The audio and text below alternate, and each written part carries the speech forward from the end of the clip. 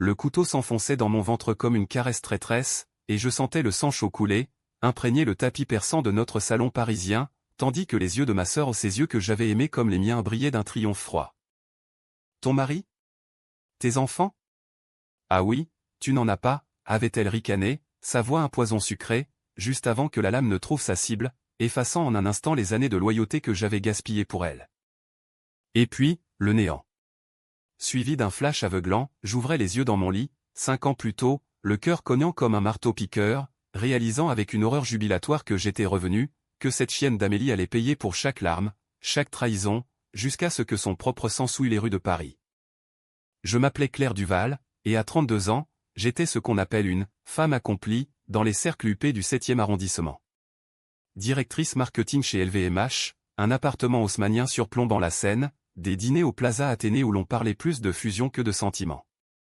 Mais sous cette façade de marbre poli, il y avait un vide béant, un écho constant du rire moqueur de ma sœur. Ton mari? Tes enfants? Ah oui, tu n'en as pas. Ces mots, prononcés il y a 5 ans dans ma vie précédente, avaient été le prélude à ma chute. Non, à mon assassinat. Ce matin-là, en me réveillant dans mon corps de 27 ans mince, athlétique, sans les rides d'épuisement qui m'avaient marqué plus tard, je fixais le plafond mouluré de mon studio rue de Rivoli. Les souvenirs affluaient comme une vague toxique. Amélie, ma grande sœur de 3 ans, mon aînée, toujours la favorite de nos parents défuntés. Elle, l'artiste raté qui vivotait de subventions culturelles, moi, la carriériste impitoyable. Notre lien? Une enfance volée à Lyon, où maman nous abandonnait pour ses amants, et papa pour ses whisky. J'avais tout sacrifié pour elle, mes études à Sciences Po pour payer ses cours de peinture, mes premières promotions pour la couvrir quand elle volait des bijoux dans les galeries. Et en retour? Une jalousie qui pourrissait comme un fruit oublié. Dans ma vie antérieure, tout avait basculé lors d'un gala au Louvre. Amélie, invitée grâce à moi, avait flirté avec un collectionneur véreux, un certain Laurent de Vigny, qui m'avait approché ensuite pour un partenariat fictif. J'avais investi, naïve, tout mon réseau. Mais Laurent n'était qu'un pion.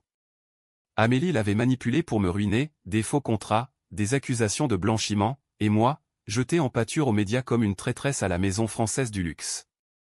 Le scandale m'avait coûté mon job, mes amis, ma santé. Et le coup de grâce? Cette nuit-là, chez moi, où elle était venue, s'excuser, un couteau de cuisine à la main, déguisé en accident domestique pour les flics. Tu as tout pris, Claire. Maman t'aimait plus, papa te donnait plus. Et maintenant, Paris est à toi. Mais sans toi, elle le sera vraiment. Je me levai d'un bond, le souffle court. Le miroir de la salle de bain me renvoya une image familière, yeux verts perçants, lèvres pleines, un corps encore vierge des cicatrices de la trahison. Mais mon esprit bouillonnait de rage. Cette fois, ce serait différent. Pas de pitié, pas de lien de sang. Amélie paierait. Et pour commencer, je devais reconstituer le puzzle. Le secret qu'elle m'avait caché ou ce que j'avais découvert trop tard dans ma vie précédente où était la clé. Je m'habillai d'un tailleur Chanel impeccable, noir comme un deuil anticipé, et sortis dans la brume matinale de Paris. La Seine scintillait sous le Pont-Neuf, indifférente aux drames humains.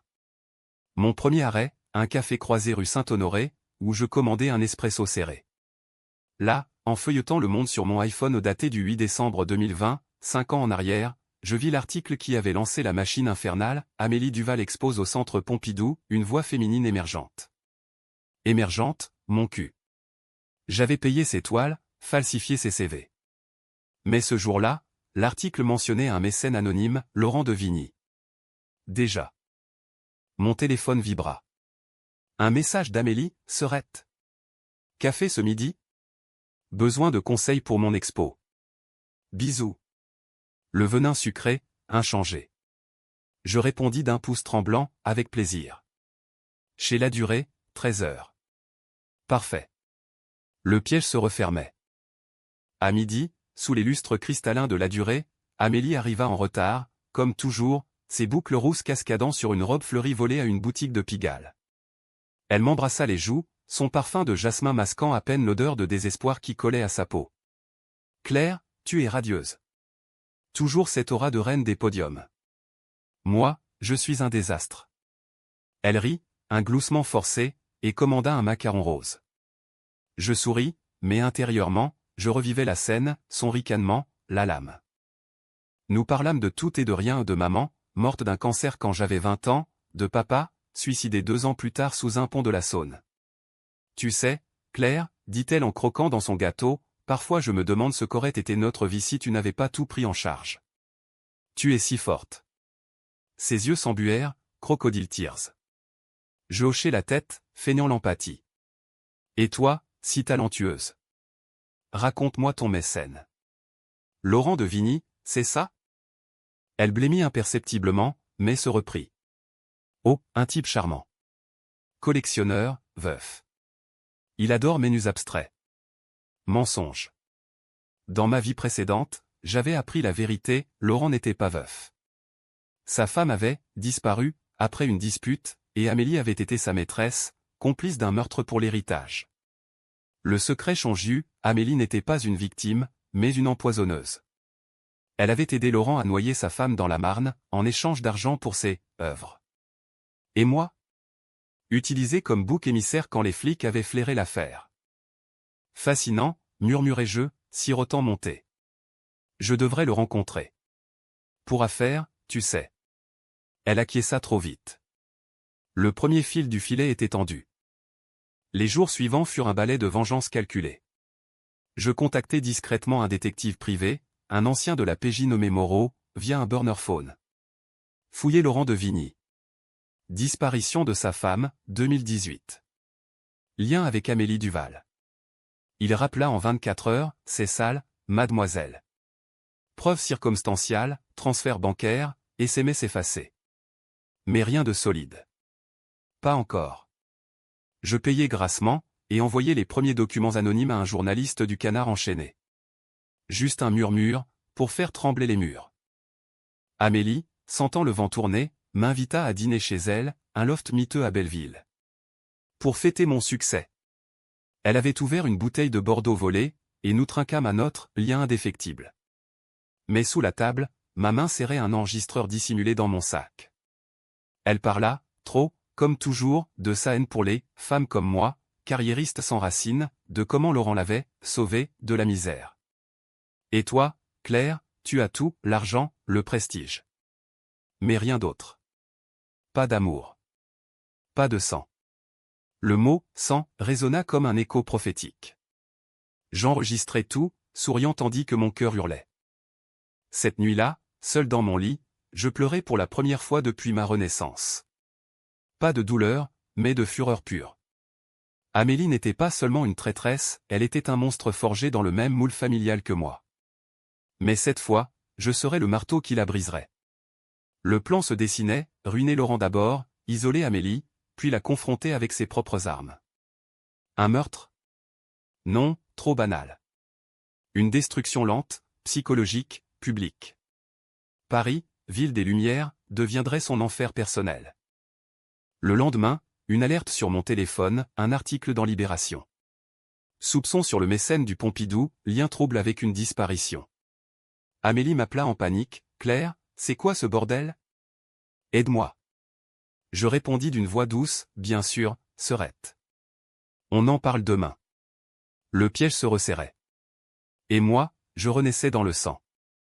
Les semaines suivantes furent un tourbillon de Paris sous tension, où chaque croissant mâché au comptoir d'un boulangerie du Marais portait le goût amer de la revanche. J'avais transformé mon appartement en quartier général occulte, dossiers empilés sur la table en acajou, un tableau blanc couvert de flèches reliant Amélie à Laurent, à la disparue ou une certaine Élodie Beaumont, mannequin oublié dont le corps n'avait jamais refait surface. Moreau, mon limier, creusé plus profond, des relevés téléphoniques montraient des appels nocturnes entre Amélie et Laurent la nuit de la disparition, en 2018. Et moi? J'étais l'alibi parfait, invité à dîner chez eux ce soir-là pour discuter affaires. Amélie m'avait utilisé, encore. Je décidai de frapper le premier coup visible. Un soir de pluie battante, je me rendis à une réception chez Sotheby's, place de la Concorde, où Laurent de Vigny paradait comme un pan amidonné. Cheveux grisonnants, costume sur mesure, un cigare cubain aux lèvres, l'incarnation du bourgeois corrompu. Je m'approchai, verre de champagne en main, feignant l'innocence. Monsieur de Vigny? Claire Duval, de LVMH. Amélie m'a tant parlé de vous. Vos goûts en articles exquis. Il se tourna, yeux plissés de convoitise. Mademoiselle Duval. La sœur de mon égérie. Enchanté. Sa main effleura la mienne, un geste trop intime. Nous parlâmes de toile, de vente aux enchères, mais je glissai la question comme un scalpel, dites-moi, votre femme. Élodie, c'était son nom. Elle collectionnait aussi, non? Une tragédie, sa disparition. Son visage se figea, le cigare tremblant. Un accident. La Marne est traîtresse. Pourquoi cette question? Je souris, ange vengeur. Simple curiosité. Amélie dit que vous êtes veuf depuis si longtemps. Ça doit être dur, sans elle. Il bafouilla une excuse et s'éloigna, mais pas avant que je ne prenne une photo discrète de son alliance manquante, un détail que les flics adoreraient. Le lendemain, l'image atterrit chez un procureur que je connaissais via un ancien collègue, soupçon de meurtre. Preuve à venir. Amélie paniqua pour de bon. Elle débarqua chez moi sans prévenir, trempée par l'averse, les yeux rougis. Claire, c'est toi? Tu as parlé à quelqu'un? Laurent est furieux, il menace de tout annuler. Je la fis entrer, lui offris une serviette, un verre de calvados. Assise sur mon canapé en velours, elle sanglota, tu ne comprends pas Élodie. Elle était jalouse. Elle voulait me détruire. Laurent l'ajuste. Calmez. Pour nous. Le « nous » me frappa comme un uppercut. Pas pour Amélie seule, mais pour un duo maudit. Calmer comment, demandai-je, voix feutrée. Elle hésita, puis craqua, un accident, je te jure. Une dispute sur le bateau, elle a glissé. J'étais là, j'ai vu. Mais Laurent. Il a pesé sur elle, pour qu'elle coule vite. Et moi, j'ai tenu le gouvernail. Pour l'héritage, pour mon article. Claire, si ça sort, on est fini. L'aveu, enregistré en secret, était en or. Mais au lieu de la serrer dans mes bras comme une sœur, je sentis une nausée monter. Cette femme, ma chair et mon sang, avait tué pour de l'argent. Et moi? Elle m'avait tué pour effacer son ombre. Je la consolai, hypocrite, chut, on va arranger ça. Je connais des avocats. Mais intérieurement, le plan évoluait. Pas de police immédiate trop propre. Non, une vengeance à la française, théâtrale, impitoyable, imprégnée de ce cynisme proustien où l'amour se mue en poison. J'invitai Laurent à un dîner privé, chez Maxims, prétextant un partenariat. Il vint, nerveux, sa cravate de soie nouée trop serrée. Au foie gras et au bordeaux millésimé, je le piégeai, parlons franc. Élodie. Amélie m'a tout dit. Mais je peux vous couvrir. Contre une faveur. Ses yeux s'écarquillèrent.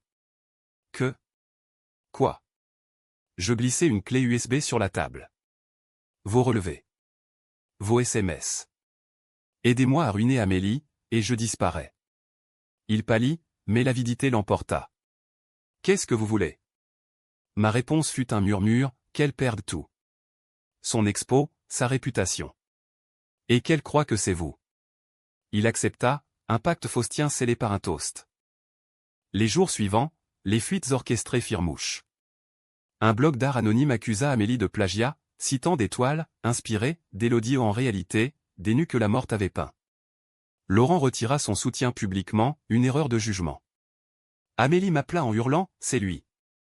Ce salaud. Claire, aide-moi à le confronter.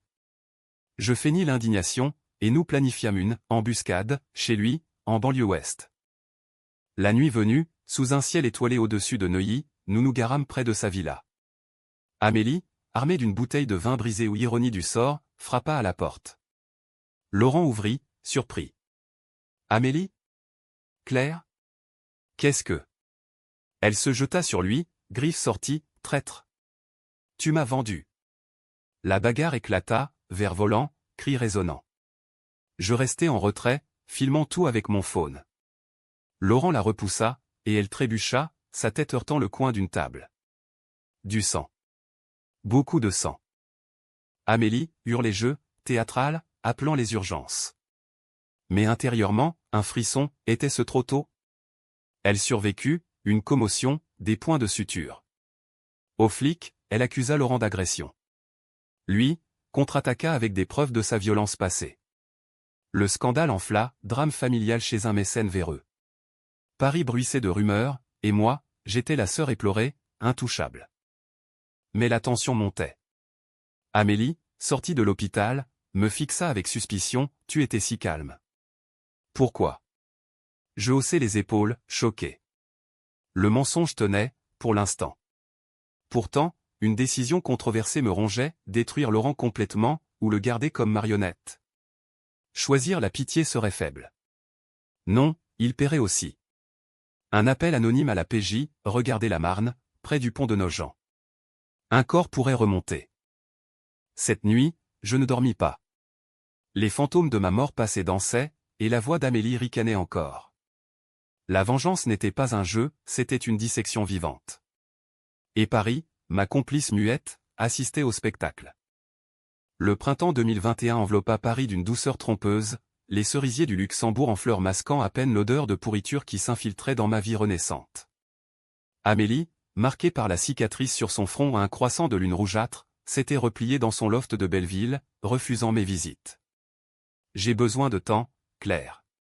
Tout est si sale. Sa voix au téléphone tremblait, brisée, mais je détectais l'acier dessous, la survivante qu'elle était, forgée dans le mensonge.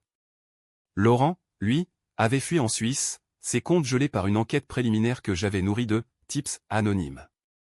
Le tableau se précisait, mais le prix? Mon âme, érodée par chaque décision morale que je piétinais. Un matin, alors que je marchais le long des quais, un pigeon s'abattit mort à mes pieds au présage ou coïncidence?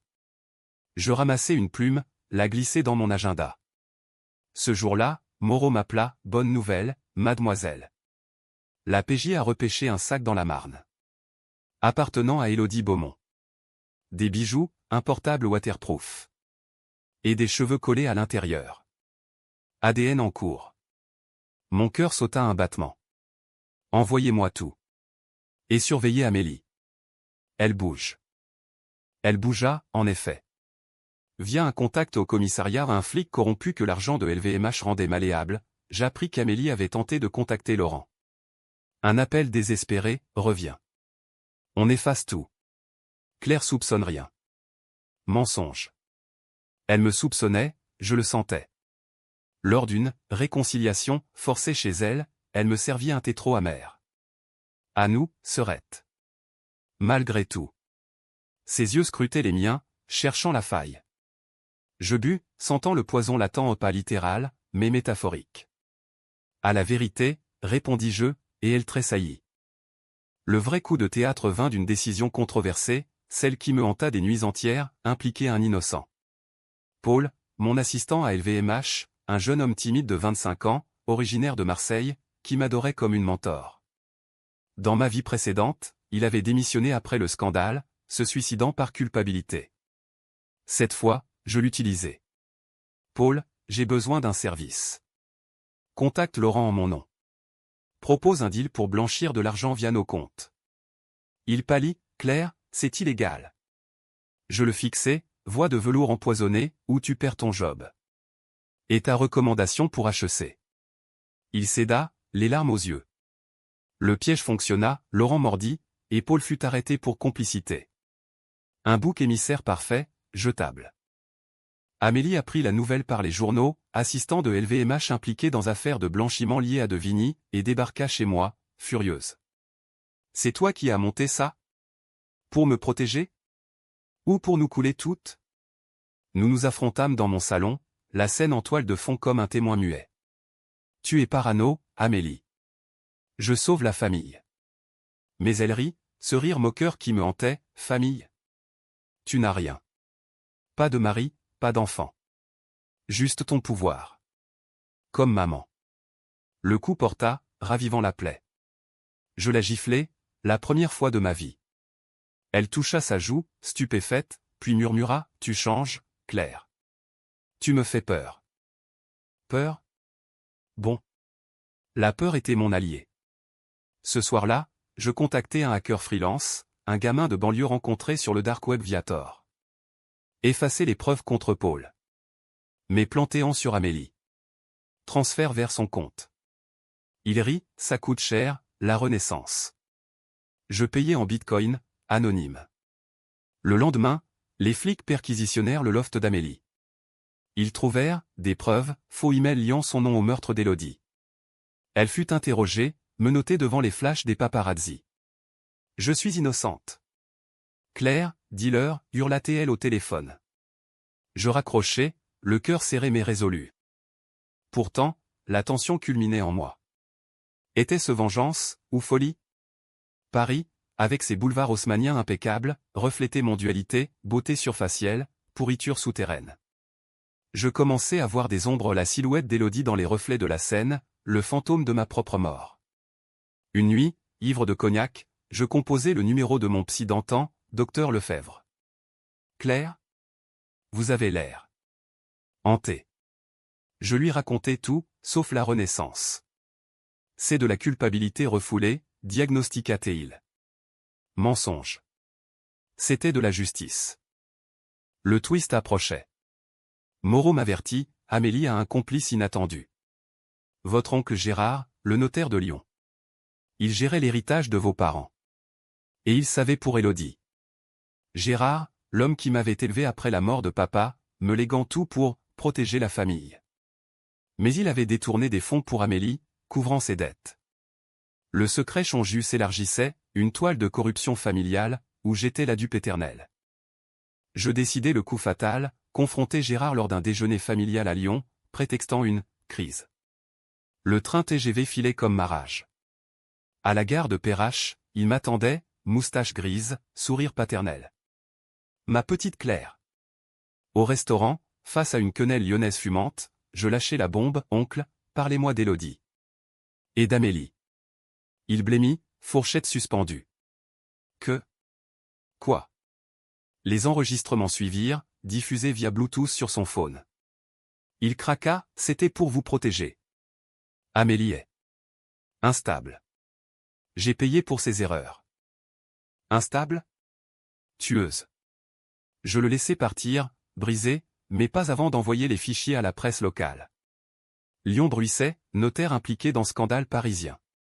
Amélie, en garde à vue, apprit la trahison familiale. Elle m'appela une dernière fois, « Tu es un monstre, Claire. » Pire que moi. Je répondis, non. Juste réveillé. La machine tournait, inexorable. Mais le coup?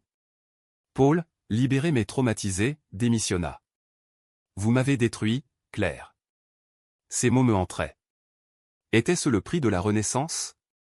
Paris, indifférente, continuait son ballet, et moi, je dansais sur le fil. L'été 2021 transforma Paris en fournaise, les terrasses du Champ de Mars bondées de touristes ignorant les drames qui couvaient sous la surface. Amélie fut libérée sous caution, grâce à Gérard qui vendit sa maison lyonnaise pour la couvrir. Elle revint à la capitale comme un spectre, maigre, les yeux creux, sa robe autrefois bohème pendouillant sur ses os. « Claire » murmura-t-elle lors de notre rencontre forcée au café de Flore, finissons en « Qu'est-ce que tu veux vraiment ?» Les serveurs virevoltaient, Sartre et Beauvoir semblaient nous juger depuis leur portrait jauni. Je sirotais un pastis, la liqueur anisée brûlant ma gorge comme la bile de la trahison. La vérité. Tout. Elle parla, enfin, dans un flot décousu. Élodie n'avait pas glissé, Amélie l'avait poussée, jalouse de son mariage avec Laurent, de sa vie parfaite. Elle avait tout, l'amour, l'argent, le talent. Moi, rien. Alors je l'ai noyé, et Laurent a nettoyé. Pour nous. Pour nous. Le mot résonna, écho de notre enfance où elle me volait mes jouets, blâmant maman pour son vide. Et le meurtre? Pas le premier. Notre oncle Gérard avait couvert un avortement forcé, un amant battu ou une litanie de violences que la famille avait étouffé sous le tapis persan lyonnais. Moi, l'innocente, j'échus tout, les factures, les mensonges, jusqu'à ce que ma propre mort scelle le cycle. Pourquoi moi, Amélie, demandai-je, voix brisée pour la première fois. Elle ricana, faiblement, parce que tu étais le miroir de ce que je haïssais. Forte, seule, invincible. Sans attache. Comme Élodie. Le cercle se fermait. Mais au lieu de la poignarder verbalement, je sentis une faille, pitié? Non, calcul. Aide-moi à finir Laurent, et je te couvre. Elle accepta, alliance maudite de sœur damnée. Le plan culmina en un gala au Grand Palais, thème, Renaissance française. Ironie cruelle. Laurent, revenu malgré les ennuis, paradait avec une nouvelle maîtresse. Nous l'attirâmes dans un salon privé, prétextant une réconciliation. Amélie, maquillée comme une geisha vengeresse, versa le champagne drogué à un soporifique subtil, acheté sur le marché noir. Il but, s'effondra. Nous le ligotâmes, et là, dans la pénombre dorée, le interrogatoire commença. Élodie, sifflet-jeu. Il grogna, yeux vitreux, une salope. Elle voulait divorcer, prendre la moitié. Amélie m'a convaincu. Amélie le gifla, convaincu? Tu as ri en la tenant sous l'eau. Il cracha la vérité, des photos sur son phone, cachées dans un cloud sécurisé, montrant le corps d'Élodie, lesté de pierre. Je les téléchargeai, les envoyai directement au procureur en live stream. Les sirènes hurlèrent bientôt, la police, alertée par mon appel anonyme, déboula. La scène fut chaotique, Laurent arrêté, menotté, hurlant des insanités. Amélie, feignant l'hystérie, fut emmenée comme témoin. Moi? J'étais dehors, dans la nuit parisienne, le cœur battant. La presse explosa, meurtre au gala, le collectionneur et l'artiste impliqués. Paris, ville des amoureux, se repaissait du scandale. Mais le chaos personnel arriva 2 jours plus tard. Amélie, libérée à nouveau, me confronta chez moi, un couteau à la main le même, reconnaissable à sa lame ébréchée. Tu m'as piégé, salope. Pour ton plaisir. Ses yeux, fous, reflétaient les miens d'il y a 5 ans. Je reculai, pas par peur, mais pour la laisser approcher. Oui, admis-je. Pour venger ma mort. Celle que tu m'as donnée. Elle s'immobilisa, ta. Quoi? Le twist, je lui racontai tout. La renaissance, le couteau dans mon ventre, son ricanement final. Impossible, balbutia-t-elle, mais le doute la rongeait. Tu mens. Pour me briser. Non. Pour la guérir? Ridicule. Je l'ai désarmée d'un coup sec, appris en self-défense post-renaissance. Elle s'effondra, pleurant, maman nous haïssait toutes les deux. On est maudite. Peut-être. Mais la malédiction s'arrêtait là. La décision controversée, la livrer ou non? Je l'ai laissée partir, avec un billet pour Marseille. Recommence, et je te trouve. Elle partit, ombre fugitive. Laurent fut inculpé, le procès un cirque médiatique. Gérard se suicida, lettre confessant tout. Et moi? LVMH me promut, ironie suprême. Pourtant, la tension persistait. Paul me croisa un jour rue du Faubourg Saint-Honoré, vous avez gagné, Claire. Mais à quel prix? Il avait raison. La vengeance m'avait vidé, laissant un creux plus grand. Paris, avec ses lumières éternelles, semblait fade. L'automne 2025 balaya Paris de feuilles mortes, un tapis roux sous la tour Eiffel symbolisant les illusions fanées. 5 ans après ma renaissance ou 5 ans dans cette vie volée, je me tenais au bord de la Seine, près du pont des Arts, où les cadenas d'amour rouillés murmuraient des promesses brisées. Amélie avait disparu depuis des mois, un fantôme effacé des radars. Laurent pourrissait en prison, condamné à perpétuité pour le meurtre d'Élodie. Les photos avaient scellé son sort, et mon témoignage anonyme avait été la cerise sur le gâteau. Gérard? Enterré à Lyon, sa pierre tombale gravée de mensonges familiaux. Et moi, Claire Duval, reine incontestée de mon empire, me sentais plus seule que jamais. Le hook final de ma vengeance avait été le plus doux amer, une exposition posthume au Louvre pour Élodie, financée par mes dons anonymes. Ces nus, autrefois moqués, y trônaient, accusateurs. Amélie l'avait appris par un article dans le Figaro, et m'avait écrit une lettre, postée de Marseille, tu as gagné, Serette. Mais le sang a changé. Comme moi. Elle signait d'un cœur brisé. Je l'avais brûlée dans ma cheminée, cendres dispersées dans le vent. Pourtant, l'habit KCH où était-ce le co? Vint d'une twist inattendue. Lors d'une conférence à Cannes, je rencontrai Antoine, un galeriste veuf, yeux bleus comme la Méditerranée. Il parla d'Amélie, qu'il avait connue autrefois, une talentueuse tourmentée. Sa sœur, Claire, l'a sauvée de la rue. Ironie, dans cette vie, j'étais l'héroïne. Nous dînâmes, rîmes, et pour la première fois depuis ma mort, je sentis un éclat de vie. Pas d'amour fou, mais un début. Tu as des enfants, demanda-t-il. Je souris, pas encore. Mais j'y pense. La décision finale, la plus controversée, fut de témoigner au procès d'Amélie Oui. Elle avait été rattrapée à Marseille, extradée pour complicité. Dans la salle du palais de justice, sous les lambris séculaires, je montais à la barre. Les juges, sévères, les médias affamés. Madame Duval, demanda le procureur, pourquoi protéger votre sœur si longtemps? Je fixai Amélie, menottée, brisée. Parce que le sang lie. Mais la trahison libère. Je révélai tout, le complot, ma intuition, comme prétexte à la Renaissance. Pas de surnaturel, juste une vision post-traumatique, mensonge pieux pour la cour. Amélie hurla, elle ment. Elle est revenue des morts pour me tuer. La salle rit, nerveuse. Mais le juge, un vieux renard, me crut. Elle écopa de 20 ans, sans remise. En cellule, elle me fixa une dernière fois, ton mari? Tes enfants? Ah oui. Mais le ricanement mourut sur ses lèvres. Elle blêmit, réalisant, j'avais gagné. Dehors, sous la pluie fine, Antoine m'attendait. Courageuse, Claire. Nous marchâmes, main dans la main, vers un avenir incertain. La vengeance m'avait rendue entière, non par destruction, mais par catharsis. Paris, ma ville natale et mon bourreau, renaissaient avec moi. Pas de BKCH total, un co au teinté de gris, à la française, élégant, impitoyable, humain. Des années plus tard, avec un enfant sur les genoux et une fille, prénommée Élodie, je relirai cette histoire, et sourirai. La Renaissance n'est pas un don, c'est une dette payée en sang. Mais oh, comme elle vaut le prix.